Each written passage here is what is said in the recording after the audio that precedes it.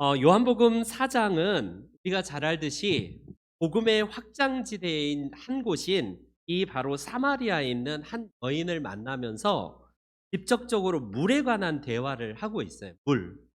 여러분 오늘 본문은 이 물을 매개체로 하면서 여인의 그 마음 깊은 곳에 자리한 인생의 근원적인 문제를 예수님은 그 여인뿐만 아니라 오늘을 살아가고 있는 또 하나의 사마리아 여인과 같은 마음을 가지고 살아가는 저와 여러분들에게 주신 말씀입니다. 여러분 물은 생명과 직결되어 있다는 사실을 모르는 바는 아닐 거예요. 모든 것은 물에서 시작되기 때문에 물은 곧 생명이고요. 우리가 먹을 것이 없을 때는 조금 더 견디지만 물 없이는 못 사는 것을 보게 되고요. 특별히 우리 몸을 구성하는 가장 중요한 요소 중에 대표적인 이 요소가 물이기 때문에 물로 구성된 우리는 바로 인간의 생명의 근원이신 우리 하나님을 오늘도 이 말씀에서 보야 될. 오늘 본문 14장 14절 하반절에 예수님께서 이런 말씀을 하세요. 뭐라고 말씀하시냐면 내가 주는 물은 그 속에서 영생하도록 솟아나는 샘물이 내가 주는 물이 그 속에서 솟아나서 영생하도록 하는 이 예수님의 말씀. 여러분 그렇기 때문에 이 샘물을 마셔야지만이 근원적인 인생의 목마름이 해결이 됩니다. 왜 우리가 그토록 많은 것을 손에 쥐었어도 인생이 허할까? 세계 최고의 석학이고 여러 가지 것들을 막 다 이루었음에도 불구하고 어떤 근원적인 그 목마름이 인생에게는 다 있습니다. 아무리 기름진 음식을 먹고 좋은 데 놀러 다니고 아무리 탑을 짓고 스펙을 쌓아도 근원적인 그 예수님께서 주시는 인생의 목마름을 우리는요 다 가지고 있기 때문에 그분 안에서 그분이 주시는 참된 구원의 선물과 영생하도록 솟아나는 샘물 바로 성령을 통해서 우리는 비로소 만족을 누릴 수 있다라고 할 수 있습니다. 예전에 잘 알다시피 이제 펌프질을 해 보시 저도 어렸을 때 기억이 있는데 저희 그때 한대에 거기에 이렇게 펌프질하는 데가 있어서 어렸을 때 되게 신기했습니다. 서울 살다가 친갈로 10살 때에 초등학교 3 학년 이사를 갔는데 펌프질하는 걸 처음 봤어요. 그래서 그 불을 하나 이렇게 넣더니 갑자기 이렇게 펌프 뭘 이렇게 왔다 갔다 하는데 물이 확 쏟아나는 걸 보고 너무 처음에는 깜짝 놀랐 아니 볼 때에는 그냥 말라 있고 그냥 그 똑같이 생긴 거기에 그거에 물을 한 방 쪽 넣었는데 확 쏟아나는 그 모습에 굉장히 놀란 것을 보게 되는데 그때의 그 솟아나는 샘물을 한번 마셨던 기억. 지금도 얼마나 시원하고 시원함을 넘어서서 달콤함까지 느낄 정도로 굉장히 신기했던 그런 경험이 있습니다. 바로 그거예요. 우리가 표면적으로 보면 않는 사람처럼 우리의 외적인 것들은 그냥 쇠해지고 연약한 우리 인생이기 때문에 우리의 육신은 날로 쇠해지지만 우리 속에서 영생하도록 솟아나는 생물을 주신 분이 우리 성령 하나님이시기 때문에 이 선물, 이 영생을 만난 자마다 인생의 목마름이 해결될 수 있어요. 그래서 요한복음 7장에는 이 샘물을 바로 성이라고 말하는데 요한복음 7장 말씀을 함께 읽어보겠습니다. 요한복음 7장 시작.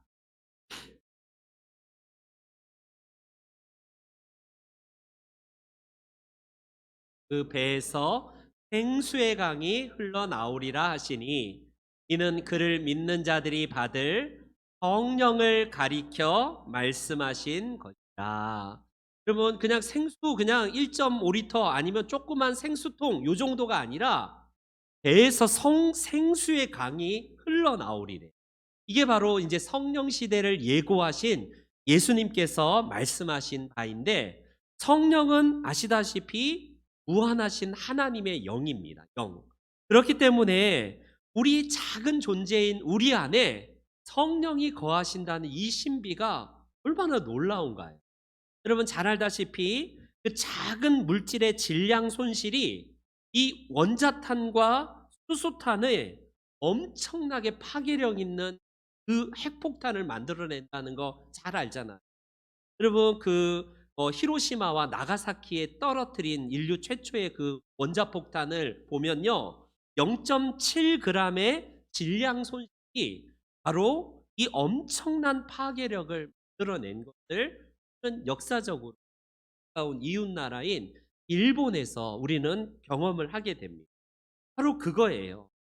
우리 존재 자체로는 미미하고 그냥 우리로서는 그냥 유한한 어찌 보면 썩을 존재인 우리지만 우리 안에 무한자가 되시는 성령께서 오심으로 말미암아 생수의 강이 흘러나리라라는 을 통해서 앞으로 성령 시대를 통해 우리가 주님 안에서 거하는 자들의 놀라운 은혜 시대를 주님께서는 예고하고 계십니다.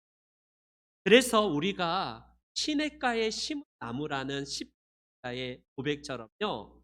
시냇가에 심은 나무는 항상 메마른 그때에도 우리에게 어떤 것을 주냐면 철을 따라 열매를 맺으며 그 잎사귀가 마르지 아니함 같으니 결국 그 하는 일이 다 통하리로다라고 시편 이야기를 하고 우리 스스로는 메마름을 만날 수도 있고 환경적으로는 어려움을 만날 수 있어요.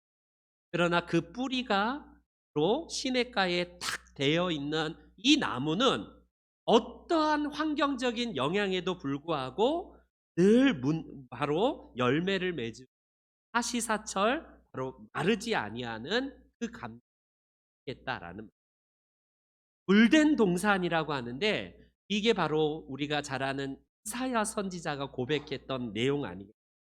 여호와가 너를 항상 인도하여 메마른 곳에서도 내 영혼을 만족하게 하며 내 뼈를 견고하게 하리니 너는 물된 동산 같겠고 물이 끊어지지 아니하는 샘 같을 것이다.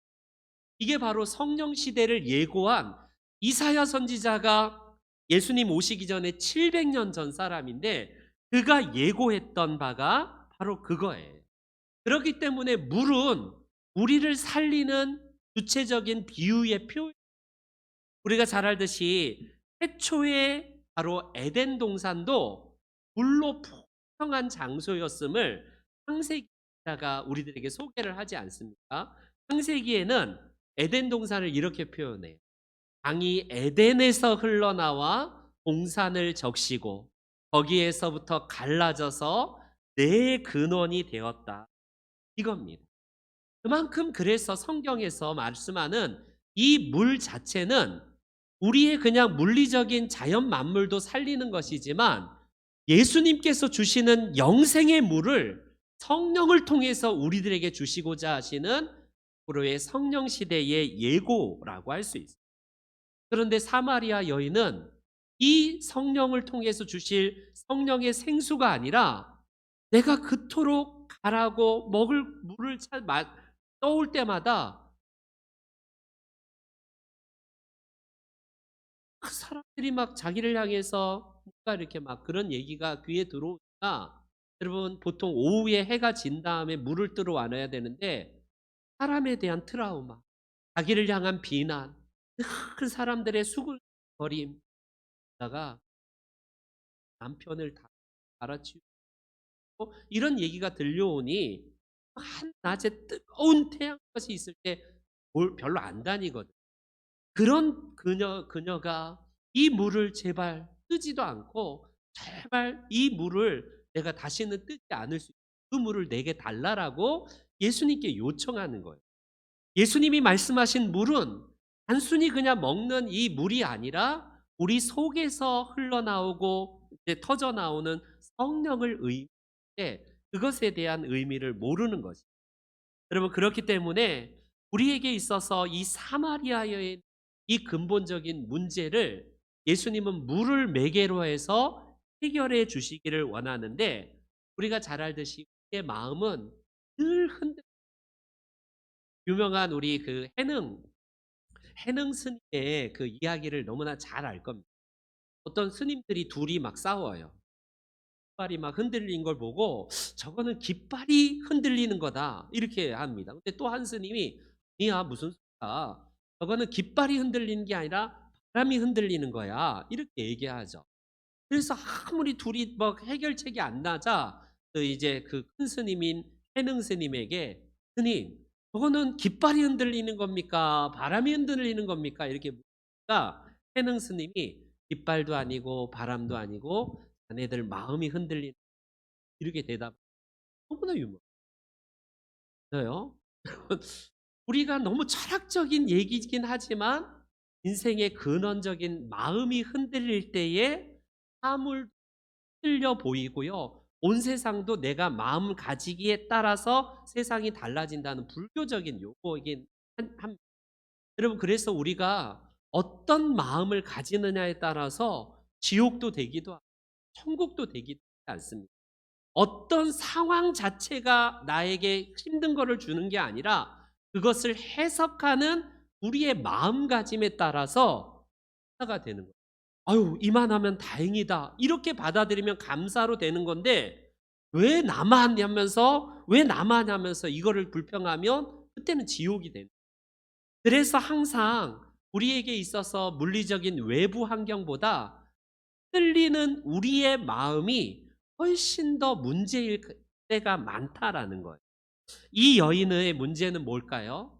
여러분, 우리 해석으로 보면 굉장히 능력 있는 여자처럼, 한 번은 얼굴이 핸섬한 미남을 만나서 갈아치우고 한 번은 몸이 좋은 몸짱을 만나서 갈아치우고, 아이 이건 몸도 안 되고, 이제는 머리가 똑똑한 박사학위를 한 번 그 가진 사람을 만났는데 이것도 별거 아니고 갈아치우고, 돈이 많은 남자가 장땡이지 해서 뭐 돈이 많은 남자도 만나고, 뭐 우리는 이런 식으로 해석할 가능성이 있지만 여러분, 그 당시에 여성들은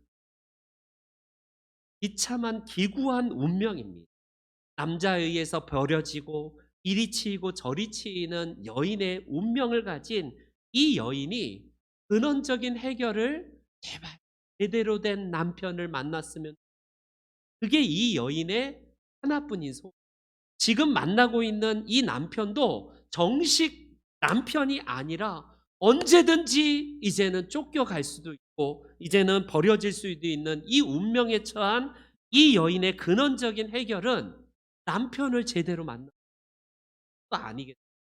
그렇기 때문에 남편에 따라서 내 팔자가 바뀐다라는 이것을 가졌던 그 여인입니다. 그 마음을 아신 예수님은 물을 매개로 하여서 참된 해결에 대한 부분들을 하시는데, 이 주님이 참된 편이 된다라는 것을 이야기하죠. 그렇기 때문에 우리가 마음을 항상 어디에다 두는지가 중요한데, 꽃들에게 희망을이라는 그 동화가 있어요. 이 아이들 있는 집은 다 한 번쯤은 읽어봤고, 우리 어렸을 때 지금도 어른들을 위한 동화 중에 하나가 꽃들에게 희망을이라는 저 책이거든요. 저 책의 내용에 보면 누에고치가 서로 막 그렇게 생기고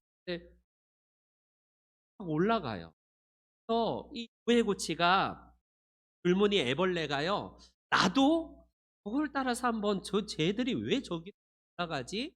긴 기둥에 따라서 꼭대기 올라가면 뭔가 새로운 게 있나 싶어서 그 다른 애벌레 따라서 자기 막 남을 제치고 힘겹게 올라갑니다. 올라가는데 그 꼭대기에 거의 올랐다 싶을 때에 이 다른 애벌레들이 하는 이야기를, "야, 정말 내가 애써서 올라왔더니 아무것도 없잖아." 이런 얘기를 합니다.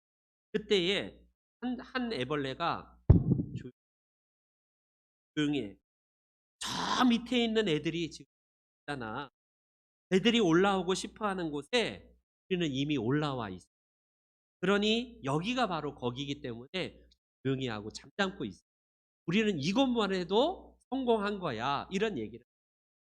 여러분, 줄무늬 애벌레가 남들이 따라서 올라가는 그것에 따라 올라가는 것이 내가 인생에 뭔가를 이루는 방법처럼 여겨서 경쟁을 통해서 막 밟고 올라갔다가 떨어졌다가 다시 그까지 올라갔는데 도 아무것도 없는 거예요. 그래서 남들처럼 기둥을 따라 올라가는 게 목표가 아니라 바로 권태의 과정을 거쳐서 결국 나비로 이렇게 그렇게 변하는 그런 것이 애벌레의 정말 아름다운 결과물이 변해낸다라는 동화 같은 그런 이야기예요. 여러분 사마리아 여인은 남들처럼 남편을 좀 잘 만나서 내 기구한 운명을 좀 바꿨으면 그래서 그 여인은 남편이 없다라는 표현을 하는 거예요. 남편이 없다. 그래서 예수 그리스도는 그 자체가 진리가 되시고 우리의 참된 진리에 이르는 영생을 주시는 분이기 때문에 그리스도를 온전히 바라라는 것을 다시 한번 하고 있습니다. 그럼 우리에게 있어서 남편은 어찌 보면 오늘날의 우리에게 추구하는 헛된 목표일 수도 있어요. 내가 목표로 하는 인생의 남에게도 다 있습니다. 어떤 분은 나도 남들처럼 돈을 몇 억을 좀 가졌으면 좋겠다. 그게 우리의 남편이라는 목표점일 아니면 내 자식 새끼 나는 비록 성공을 못했지만 내 자식을 통해서라도 나는 뭔가를 얻어내겠다라고 해서 우리 자식이 또 하나의 남편이 될 다양한 남편을 통해서 인생의 근원적인 목마름을 해결하려고 그것 위에서 막 그 기둥을 따라 올라가는 줄무늬 애벌레와 같은 그런 경쟁이 우리 가운데 있을지도. 그런데 사마리아 우리 여인이 거하던 이 사마리아 지역을 한번 사마리아 사람들이 왜 같은 유대인들인데도 왜 질시받고 왜 같은 유대인들한테 핍박을 받을까요? 역사적으로 보면 열왕기 하에 한번 이 기록이 있습니다. 열왕기 하서에 이 기록 한번 같이 시작.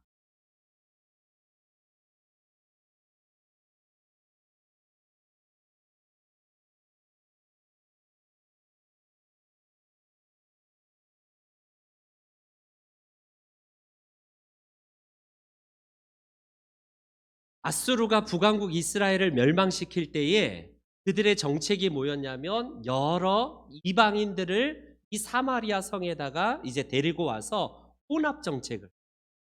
그래서 다섯 지방에 있는 사람들을 데리고 와서 이스라엘 사람과 함께 섞어서 살게 하고 혼합으로 결혼화시키고 이러다 보니까 혼합 민족으로 이게 이스라엘 남쪽과 북쪽에 있는 갈릴리 지방 사람들에 의해서 같은 유대인이지만 저들은 더러운 피가 섞인 그 유대인들이 아니야.